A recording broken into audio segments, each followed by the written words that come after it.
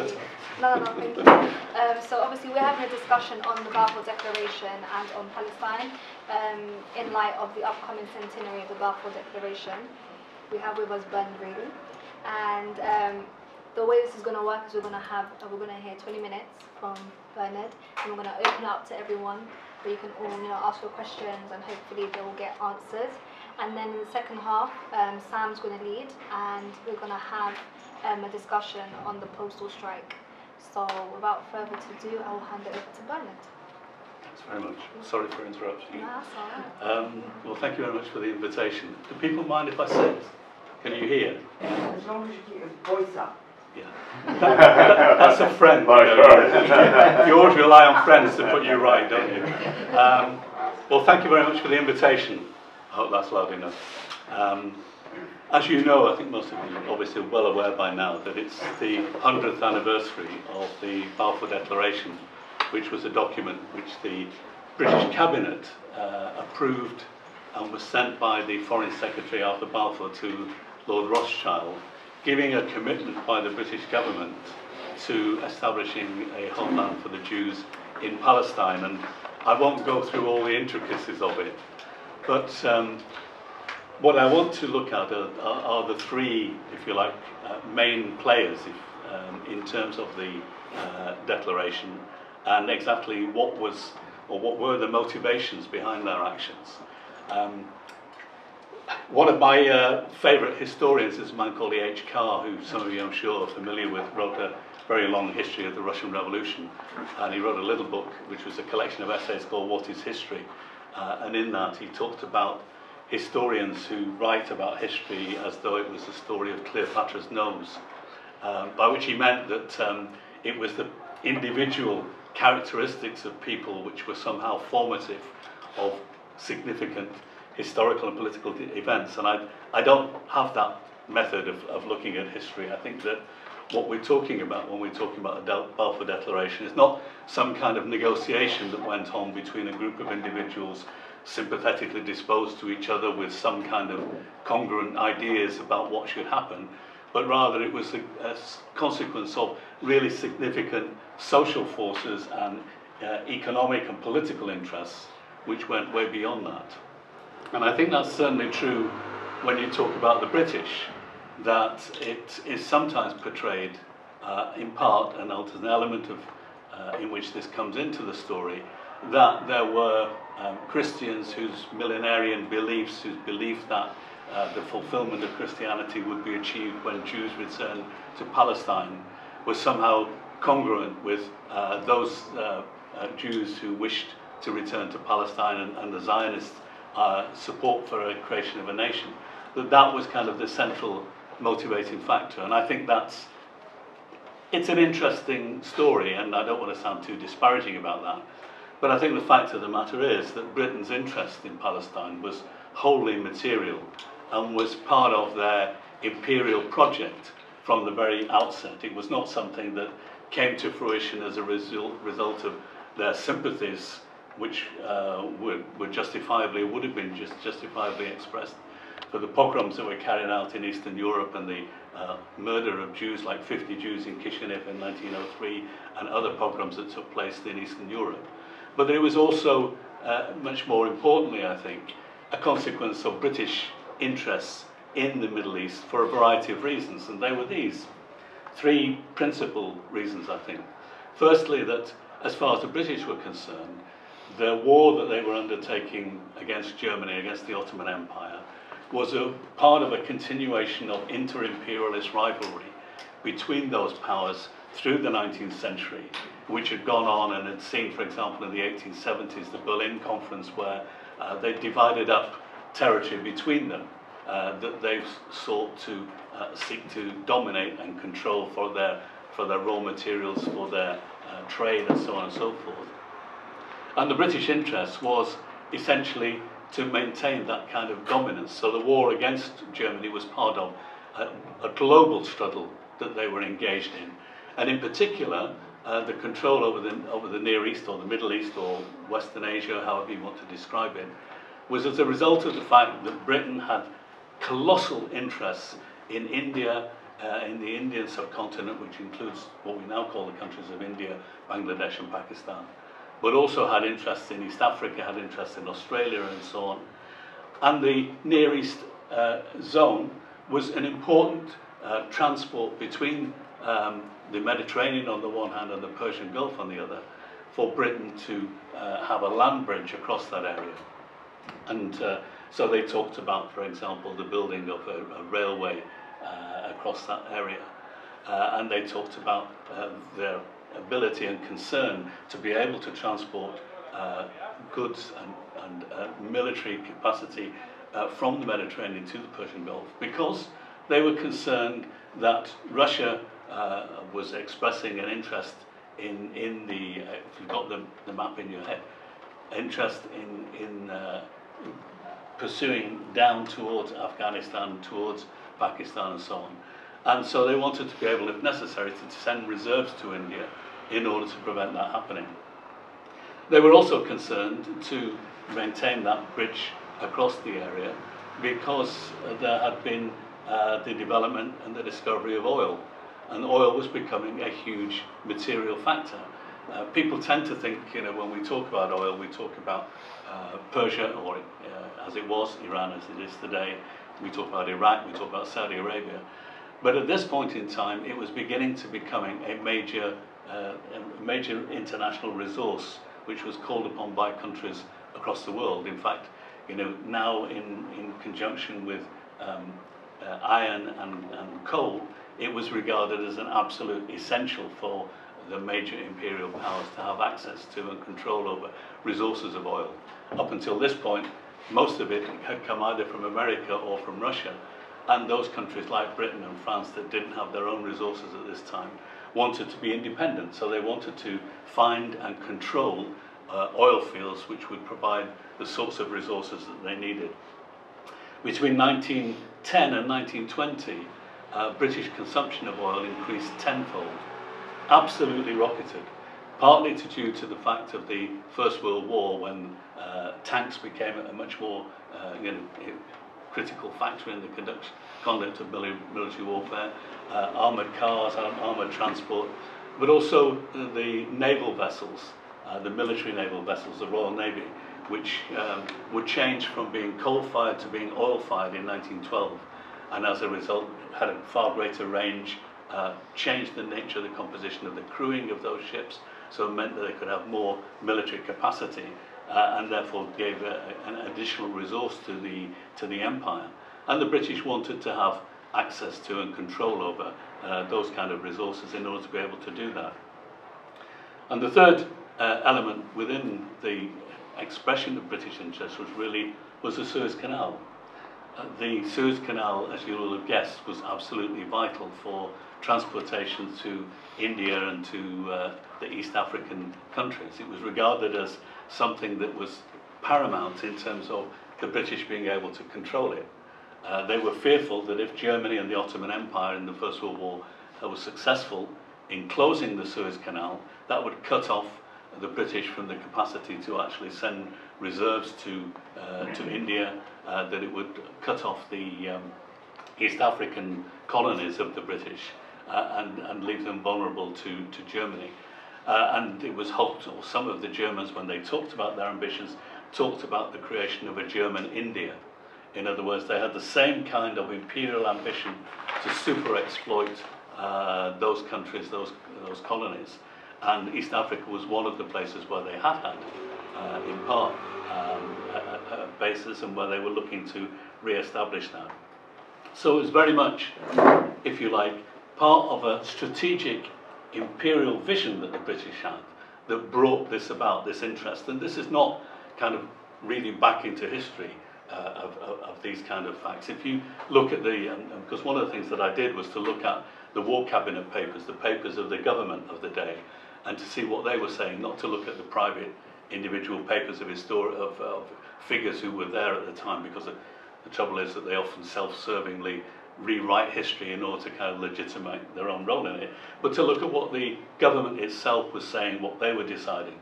And they were presented with papers that spelt these sort of things out. Lord Kitchener, one of the leading military figures in 1914, spelt out the idea of retaining control over this region because of the transportation that I mentioned, but also he makes reference to oil. This is in 1914 that he's talking about it. The Bunsen Committee, which was a committee set up by the government in the early years, said similar things. And it recurs throughout the papers that were presented to the cabinet that these kind of strategic imperial issues were absolutely considered as primary. And even those who subsequently came to be seen as advocates of Zionism and the creation of a Jewish homeland in Palestine, when they were writing about the whole process of what was happening, they actually didn't make reference to Zionism. They continuously made reference to Britain's strategic imperial interests, and phrases are repeated oft times that spell that out. So I don't want to be dismissive of, but what I would argue is that those kind of concerns were the ones that really dominated the British interest and what really drove their notion of creating a colony in Palestine. I think in some respects you could argue that Zionism provided a convenient source, if you like, for colonization. The British, after all, were not really committed to any one particular group of people acting as colonists. They had an idea, for example, going back to this land bridge between the Persian Gulf and the Mediterranean. They talked at one time of inviting Muslims from India to create a colony in Basra that they would use as a British base from which they could, legitimize their kind of playing any role. And they were, I think quite maybe cynical is over-exaggerating it, but certainly quite pragmatic about how they would go about ensuring that they had this kind of land base.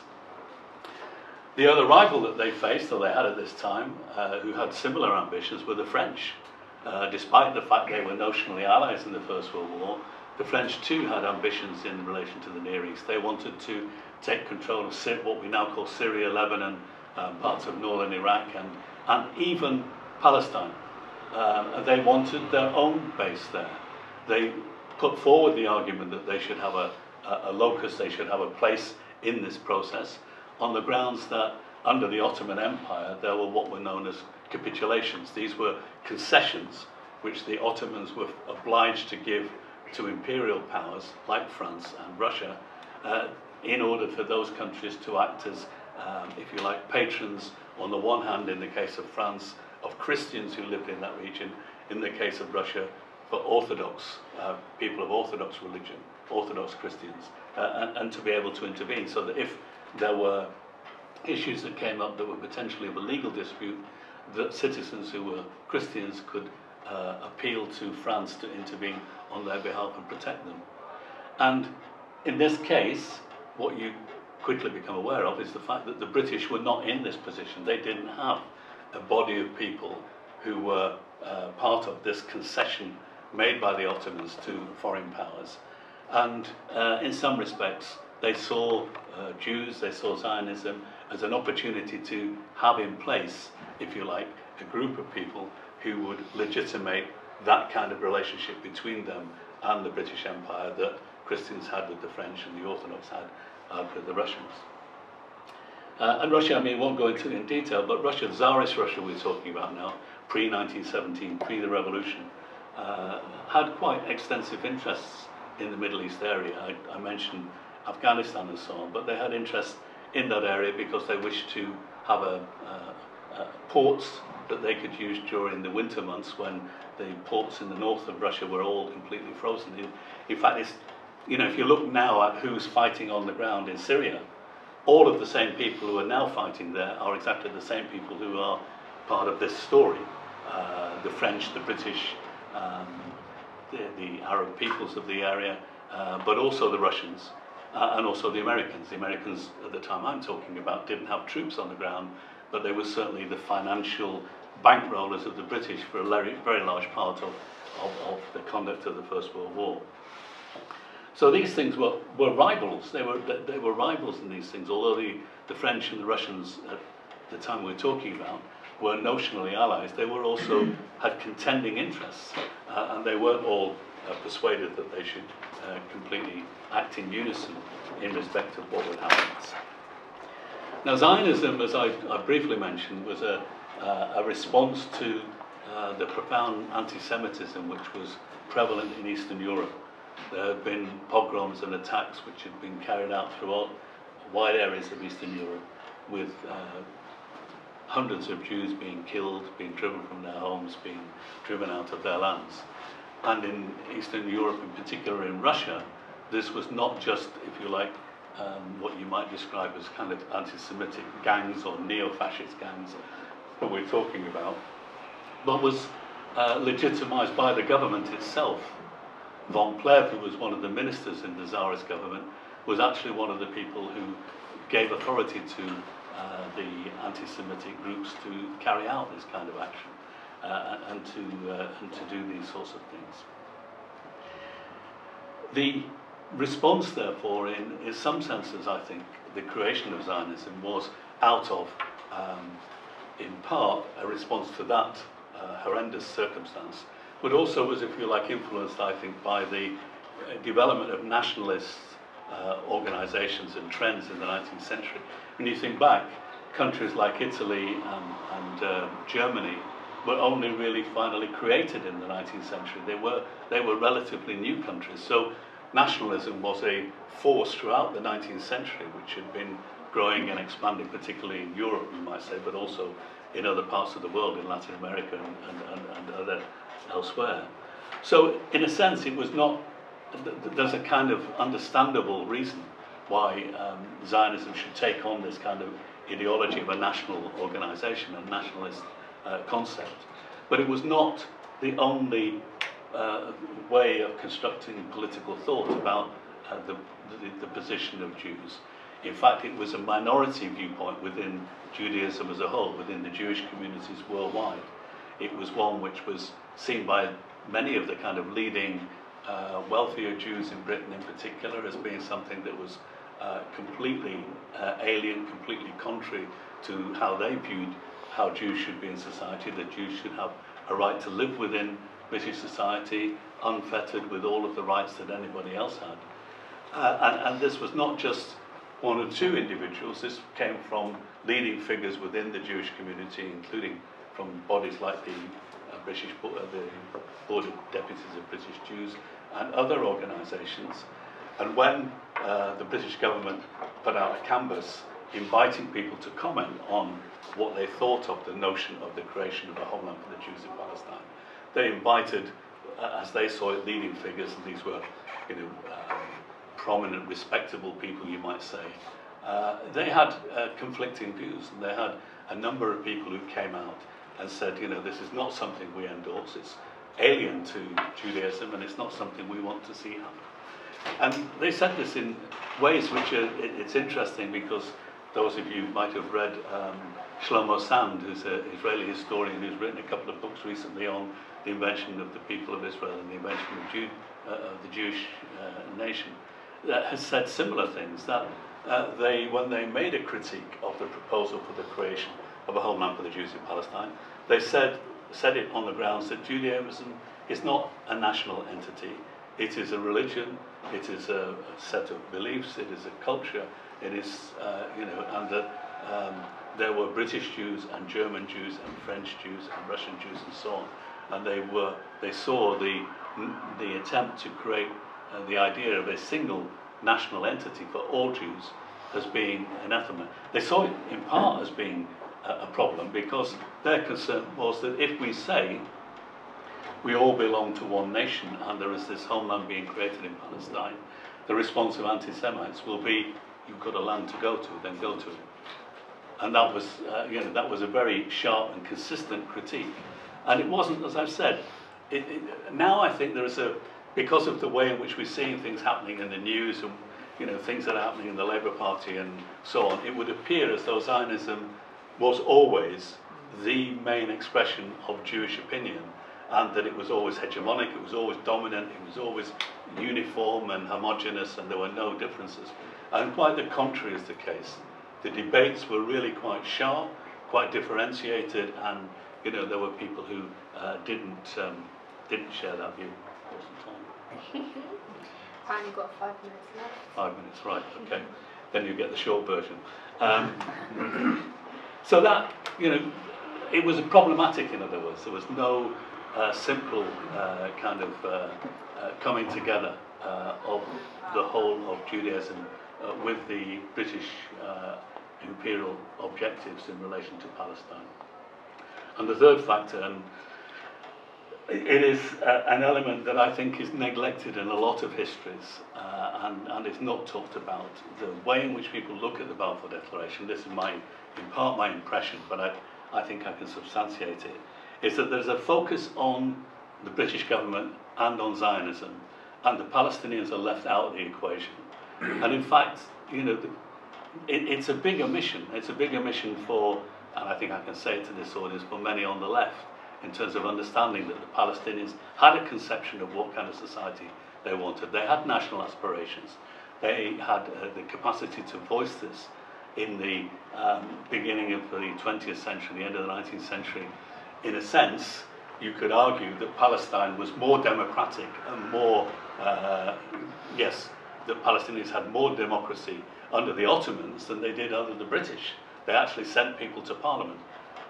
People went and spoke about, and this is in 1908, in the early part of the 20th century, before the Balfour Declaration, they spoke about their anxieties of Zionism coming and the impact that would have on the development of Palestinian life.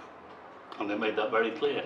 In 1908, for example, there were no less than 15 Palestinian newspapers, all of which in various ways were debating different aspects of what was taking place and in relation to what was happening with Zionism.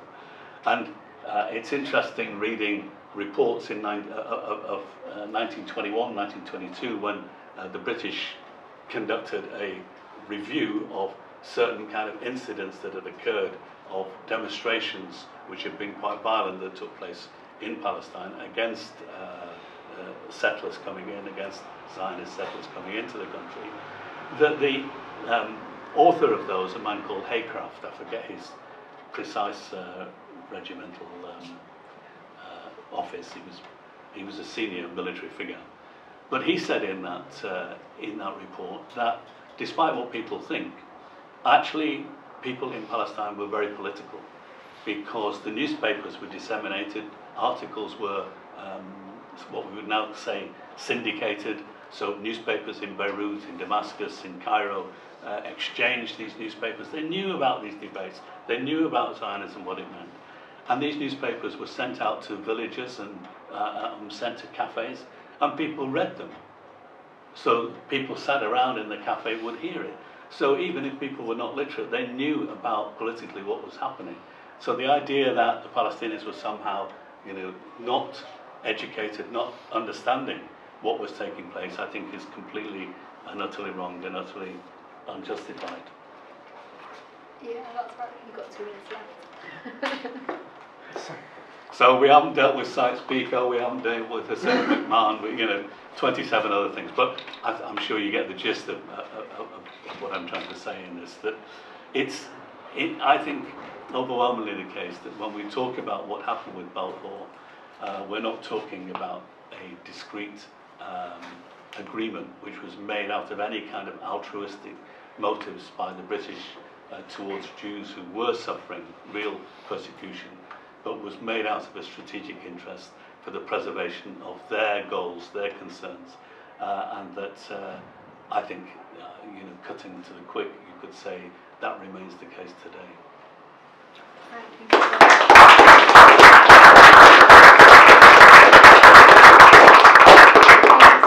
We're going to open it up to the floor now. If you have any questions, please raise your hand. No, okay. Put your hand up, but okay.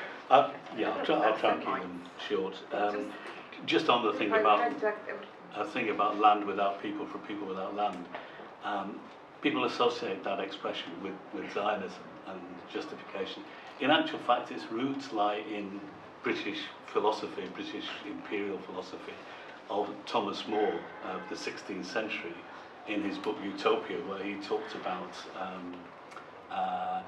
the right of a country to take over land which was not inhabited, or to take over land which was not being productively used, in the same with Locke and Hobbes and all of these people. So this kind of association with Zionism itself is latching onto something that has a long history in justifying British imperial occupation of whether it was South Africa or whether it was Australia or whatever other parts of the world. They were justified on this grounds that the land was empty, there weren't people there, or that the land wasn't being productively used. So it's got a long history that goes way back beyond Zionism. Of course, in relation to India, just briefly, I mean, we know, and it's a crude, obvious thing to say, but imperialism has always and on every occasion sought to divide and rule. And that's its modus operandi. Whether it was in relation to South Africa, or whether it was in relation to India, or whether it was in relation to Ireland, or whether it was in relation to Cyprus, or you could have countless places where that was the case, and that was the one which they operated. And the Palestinians' response to, if you like, how they envisaged what they wanted to see happen was expressed by several congresses between 1918, 1919 and 1922. There were 6 national congresses that the Palestinians held, each of which called for the right to self-determination, refused to cooperate with the British establishment of a phony legislative council which was composed of equal numbers of Jews and Muslims and Christians, but which the British had the veto of. And they said, we are not equal proportionally, as I think somebody mentioned. The Muslims and Christian Arabs were more than 90% of the population. So to have the idea of equity in a land in which that didn't reflect the realities of the demography was clearly an attempt by imperialism to prevent the indigenous people having their own rights. But the indigenous people did not take the view that they wanted to exclude Jews. Jews who were living in Palestine were seen as part of the Palestinian community. And in the Syrian Congress, and there were several attempts to create a kind of a political dynamic around this, they said that all of the people who lived in that land were entitled to have full rights within it. And those Jews, of course, who lived there were what you might describe as Mizrahi. They were Arab-speaking Jews who were part of the local community. And in fact, when the Eastern European Jews started to arrive in Palestine, they didn't want anything to do with them. They found them, their behaviour quite alien, and naturally were very disturbed about it. And there were moments in the early 1920s when representatives of the Palestinian political leadership went to synagogues and spoke about their aspirations for the creation of a state in which all of the residents then in Palestine would be party to that. So there was no anti-Semitism in Palestinian society. There was anti-settler attitude, but not anti-Jewish in terms of people who lived there. Just a quick couple of other things. I agree about Curzon and about Montague, and they did have differences, but it's very interesting just reading even the attendance list of the War Cabinet, which met on the 31st of October, which okayed the Balfour Declaration before it was sent off by Balfour. And they included Curzon, who you mentioned, who'd been the Viceroy of India. They included the Viscount Milner, who'd been in South Africa, again part of the imperial powers. It included Bonner Law and the Right Honourable G.N. Barnes, representing the Labour Party. So the Labour Party was part of this cabinet. And the other members were Bonner Law, who was a big supporter of Sir Edward Carson. Carson, who had promoted the mutiny and the rebellion against the British with the creation of the Ulster Volunteer Force, and was completely against Home Rule, so an expert in divide and rule. And one other person who was part of that War Cabinet, whose name deserves to be mentioned, was the Right Honourable J.C. Smuts, one of the first presidents of South Africa, really the author of apartheid, because his policies really were the ones that laid the foundation. So you can see what it was. That War Cabinet was composed of imperialists, of I would describe them now as racists who were very clear about what they wanted to do, and there were some dissenting voices, but the overwhelming majority were of these types. I'm just picking up on the last point. One of the civil servants who was very prominent in Palestine during the time of the Mandate was a man called Storrs, and Storrs wrote his autobiography in the 1930s, I think it was, 38, in which he described the Zionists as wanting to create a loyal little Ulster in the Middle East. So they understood perfectly well what was going on, and so it was, that really encapsulated. Some people like to hope that it was said at the time. It wasn't. It was said much later, but it was certainly, people were very aware of the role of the creation of plantations, which was what happened in the north of Ireland with the settlement of people who were loyal to the crown in order to suppress the uprising of the O'Neills, etc. But that's another story. But certainly people understood what was going on, even if they didn't have that particular reference, but it was quite explicit in the minds of some people. In terms of the question about respecting the rights of the indigenous people in the second part of the Balfour Declaration, there were changes. There were lots of drafts. There were drafts sent, and the drafts began. I mean, you could say that the first draft of the Balfour Declaration was actually in 1903, when the Colonial Secretary Chamberlain entered into discussions with Chaim Weizmann and Herzl, the leaders of the Zionist movement, about offering Zionism a home in Kenya. It's mistakenly called the Uganda Project, but actually it was Kenya where it was physically intended to be. They offered them land in Cyprus, they offered them land in Argentina, in Canada, in Al Arish, next to the north of Sinai between Egypt and Gaza. They made umpteen offers, and there were those within Zionism called the territorialists who were quite prepared to accept a piece of land on which they could create a Jewish homeland. They weren't wedded to that, and in fact they were the majority until 1905 in the Zionist Congress, when that position was defeated and the position became solidly that the homeland had to be created in Palestine. So this kind of commitment to going there was never consistent even within Zionism. The issue of respecting the rights of the Palestinian people, when the Palestinians, after I think it was the third Congress, sent a delegation to try to, well, first of all, the Palestinians tried to be represented at the peace discussions that were taking place after the First World War, and were refused permission by the British to even leave Palestine and go and make their case. And subsequent to that, when they did try to make representations, they were again prevented, and they were, through all sorts of maneuverings, they were kept in Britain, this delegation, for more or less 12 months. They stayed down the road at St James's and just didn't get to see anybody. The British refused to talk to them, but they kept playing off and saying, oh, well, we might do this, we might do that.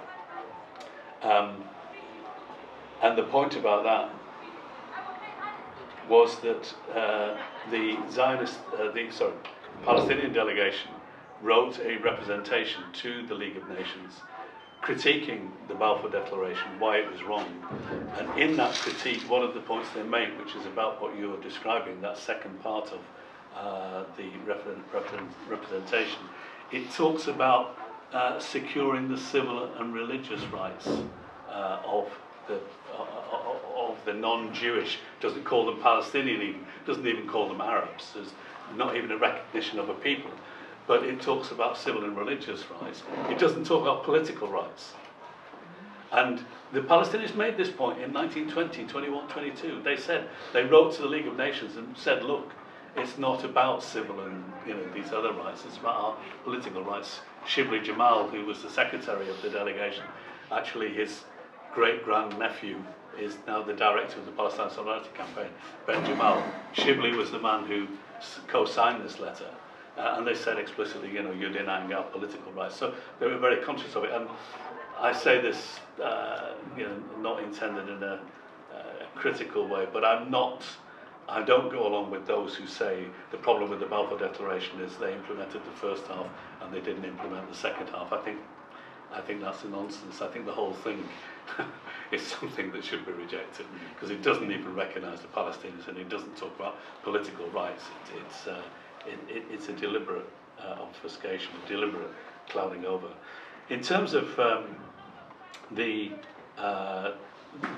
period, the question that John asked and Chris referred to about the period between, if you like, the British occupation in 1917 right the way to 1948. And I insist on calling it the occupation, I don't call it the mandate. There is this kind of, again, sliding over. People talk about Britain being given the mandate for Palestine. They weren't given the mandate, they took the mandate. When the League of Nations wrote the job description, if you like, for what a mandate meant, which was to give imperial powers the right to control and occupy lands, and they to be the determiners of whether or not people should go on to have self-determination. The wording in the League of Nations statement explicitly refers to the 2nd of November 1917 Balfour Declaration. It has that date in it, and the text is the same. So, you know, from the start, and crudely speaking, I would say that the British, at that moment in time, in respect of the League of Nations, you could equate with the role of the Americans in relation to the United Nations now. In other words, they told people what they were going to do. They didn't ask, they simply did that. And the destruction of the capacity of the Palestinians to achieve their self-determination was a combination of all sorts of things. It wasn't just military occupation and suppression of the Palestinians' right to bear arms and to take control of their own lands. It was a whole series of measures that intervened into the Palestinian society in general, which dislocated the development of that country in all kinds of ways. I think that the term that is most appropriate is uneven and combined development. In other words, the imperialist powers came in with their notions of what should happen as far as the economic development and the social and political development, and at the same time that dislocated and destroyed the capacity of the Palestinians to develop their own economy. For example, you'll have heard of the Dead Sea chemicals, and people nowadays tend to think of it in terms of cosmetics, but actually the chemicals from the Dead Sea were a major resource of potash in that period of time, and the Palestinians were aware of this. It's still the case today. The World Bank made a report in 2013 that said that if the chemicals were returned to the Palestinians, the West Bank economy, the GDP would grow by something like 18%. So in other words, it's a colossal factor within the economic development then. You can imagine then how it would have transformed the development of the Palestinian economy, just as much as it remains today. It's still a material thing, and the Palestinians knew this. And when the concession for the Dead Sea chemicals was given to a prominent Zionist entrepreneur, the Palestinians held demonstrations in which they carried banners saying, "This is the assassination of the nation," because they understood that this is economic destruction of their capacity to develop would impact on the capacity of society generally to develop. And similarly with electricity. Penis Rutenberg, another Zionist entrepreneur, was given the sole monopoly of the development of electricity in the country. And as you can imagine, again, in terms of industrial production, this was a critical thing and thwarted the development of the Palestinian economy. And alongside of this, then you had going along, and this comes to the point in the sense that it's destroying the fabric of Palestinian society. The land that was bought by the Zionists initially, and right up until the late 1920s, was overwhelmingly land sold by absentee landlords in the Lebanon, and people like the Sursuks and others. It wasn't Palestinians who sold it. It wasn't even big, until later, it wasn't even big Palestinian landowners. It was big landowners from outside of Palestine. And their land was sold because they made a profit out of it. What happened then, and this goes back into the 19th century, happened also, was that people were displaced from their homes, lost their jobs, lost their livelihoods, and went to seek work in industrial centres like Haifa and other areas of Palestine, where they then encountered highly organized organization called the Histadrut, which employed a policy which was uniformly part of the Zionist perspective, that only Jews could be employed by Jewish employers. And so when the Palestinians went to find work in factories and so on, they were owned by Jewish entrepreneurs, they were prevented from doing so and they were thrown out. So they were marginalized. So that's why it took time, for example, for the Palestinian trade union movement to actually grow and become organized and so on. So, you know, what's happening is you've got this oppression from outside with the imperial rule. You've got also a kind of fragmentation taking place within the society as a consequence of the economic policies that are pursued that give favourable resources to the development of enterprises which are particularly owned by Zionists, as opposed to Palestinian enterprises which face sharp competition from imports that were being priced at a much lower rate, and so they were very precarious, became increasingly vulnerable. So there were all of these kind of things that were taking place. Right from the very beginning, you know, we talk about the paramilitaries in Zionism in the 1940s. The Haganah began to be organized in 1921, 1922, right the way through. These were paramilitaries initially organized to protect the colonies from being attacked, which happened, but which became effectively increasingly a police force for the Jewish community, which policed themselves, and who were left to do that, were given the authority to do that by the British, and that expanded and grew.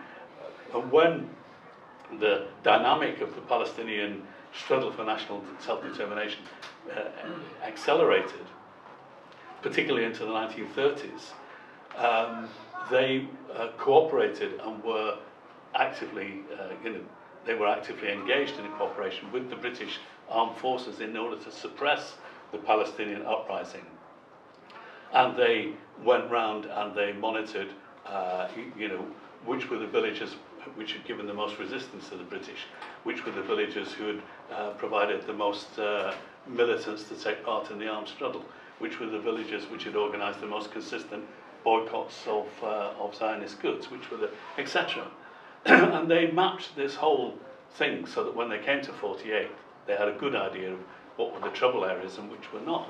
And what happened was that between 36 and 39, this uprising took place, which I think is neglected in a way, because what happened was that there was an armed struggle against the British, but there were also general strikes, there were boycotts conducted, there were the creation of town committees, and there was coordination between them on a large scale. Whether people would say, was this a situation of what some people describe as dual power? I think it's arguable that we saw a situation there in which the challenge to the British was highly significant, but was suppressed. And of course, when that happened, and this included in 1939, bombing parts of Palestine, Palestinians killed at the same time as the fascists were employed in Spain in the Civil War, bombing Guernica and other towns.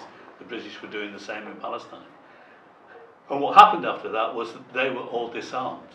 And during the course of the war, the paramilitary Zionist organizations were more integrated into the British armed forces. And they said that they will conduct the fight, and they had a famous slogan, they conduct the fight with the British against the Germans, but against the British for Palestine. That's what they said quite explicitly.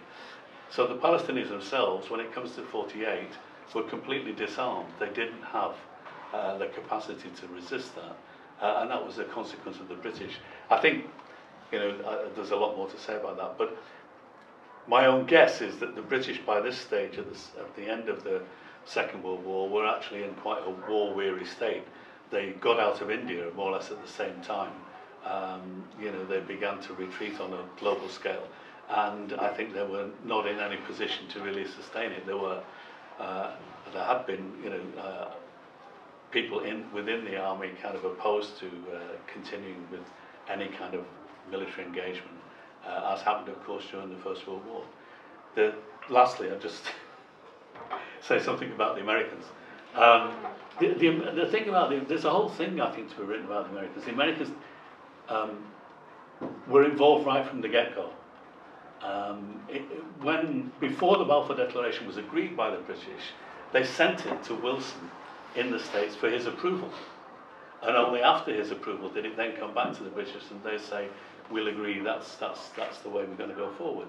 And certainly one of the contradictions was that the League of Nations said it would consult people about their future. And the Americans said, we're in favour of the establishment of a commission. They set up this commission, but the British and the French, I think the Italians, refused to be part of it. And there was this body set up called the King Crane Commission, which went around and took evidence from people in Palestine and in Syria about what they wanted to see happen. And uniformly, they declared that they wanted self-determination, etc., etc. So the Americans knew that, but the Americans went along with the British. Major changes took place within Zionism, which meant that those people in America who had been uncomfortable with Zionism changed their attitude. And really the big change, I think, took place in the 1940s. I think it was the Biltmore program it was called, which was a meeting at which American Zionism really declared its patronage for the Zionist cause and came out much clearly in that respect. And certainly in terms of capital, substantial amounts of capital went from the United States to Palestine, to the Zionists, and became part of the development of the economy there. So there was, a long legacy of that. And of course, today, I'm absolutely convinced that without the ongoing patronage of the United States of America and the complicity of Britain and other European Union countries, that Israel would be in a far different position in terms of its preparedness to negotiate, and it would be much more likely to enter into serious negotiations based on respect, rather than continue to act as it does really as the land base for American interests in the Middle East region, which you can see because of the way they've related to things that happened in Iraq and in Syria. Their attacks on Lebanon. Israel has attacked more countries in the Middle East than any other country in that region.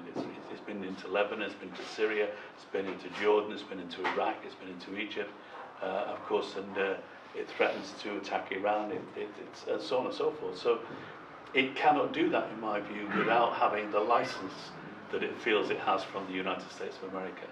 And of course, Britain is complicit in that. Sorry, I don't know if I answered. I hate to cut it, but we do have to cut it. But this sister has a question.